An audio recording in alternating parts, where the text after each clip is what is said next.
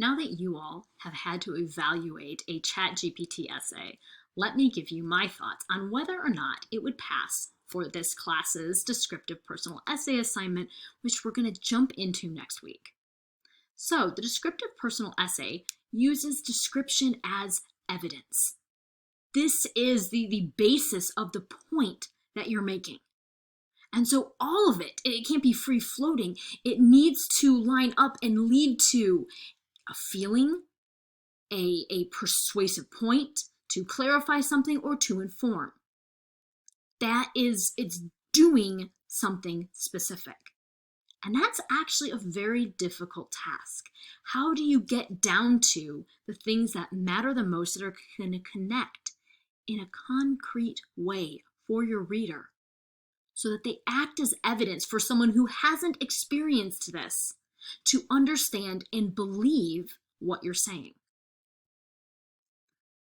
So, with that in mind, this is what ChatGPT made for me. It is an essay that is loaded with descriptive language. Absolutely none of it supports any sort of point. So, absolute fail for this class, and I'll show you why. I hope, like me, you enjoy this little roast of ChatGPT.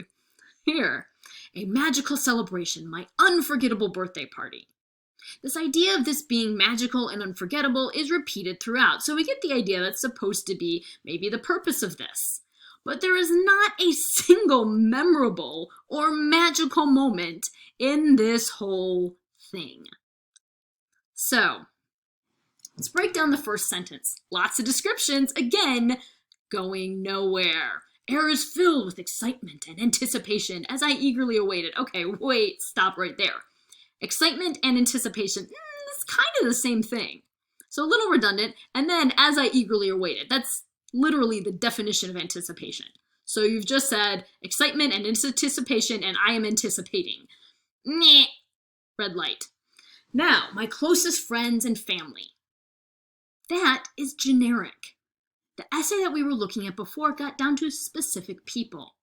This friend Mike, the grandparents, the house that they lived in, the feel of the house. You could smell it, you could feel it, you could see the things that are on the walls and the light that's coming through these dirty windows.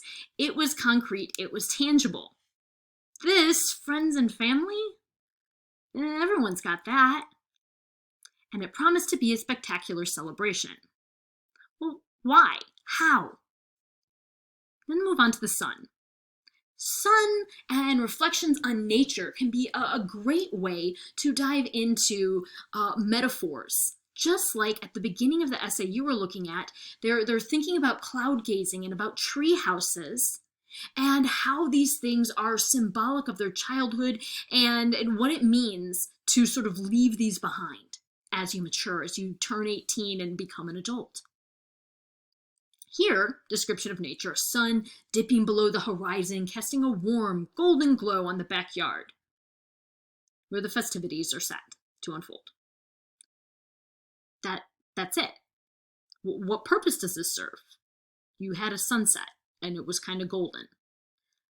But gotta tell you, that happens just about every night when it's not cloudy. So what did the sunset do for you? We're going to reflect on the way the night air felt later and how parties at night have a special meaning? Nope, nothing. Just this random description of a golden sunset that doesn't serve as a point of reflection or as any kind of meaning in the essay. Another way they could have gone, instead of then reflecting on a night party and how the night summer air feels and what sort of memories it evokes of 4th of July celebrations and celebrations before school starting. You could have used it as a point of reflection on how endings and beginnings are connected. This is the ending of one year. You're getting older, but it's also the beginning of a new adventure. Again, didn't happen. Just said we had a golden sunset.